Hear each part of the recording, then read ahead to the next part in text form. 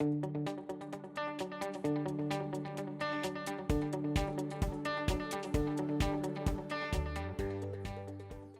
to Topic 4, the Emergency Department. The Emergency Department sees a wide range of patients, and these presentations are generally unplanned. And what that means is that they didn't expect to be in hospital that day. Depending on where you are though, city versus rural, depends on what sort of presentations they might have. So in the rural setting, you see unusual presentations, things like organophosphate poisoning, say from weed killer. You might see more gunshot injuries, such as self-inflicted or accidental gunshot injuries. We once had a man who had a 400-kilo hay bale fall on his chest. And there's a wide range of toxic animals in the rural setting.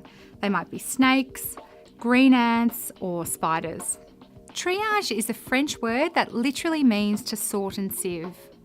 The process of triage is an interesting one and is only given to the most senior registered nurses that have advanced assessment and communication skills. Triage begins on arrival, and we look at things like verbal and non-verbal cues. So as a person enters the department, we'll see them either walk in, come in a wheelchair or on a trolley, and we'll watch them and just see how they are reacting to the environment and what they're doing. So they might be holding their stomach, they might be holding their head, they might be covering their eyes because they can't bear the light.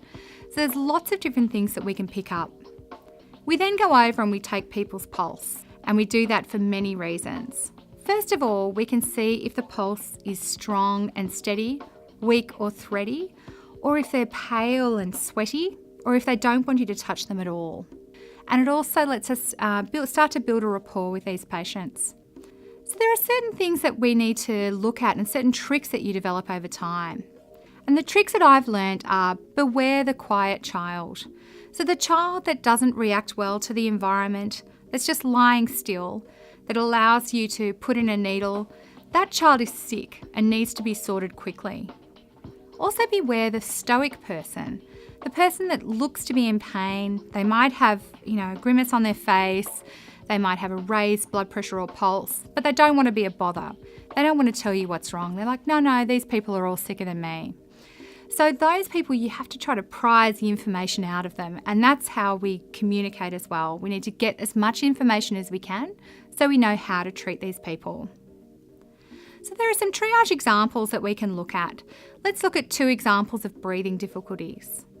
First person might say to you, I've got severe shortness of breath, and when I walk, I get very short of breath. But they're talking to you right now in full, clear, uninterrupted sentences.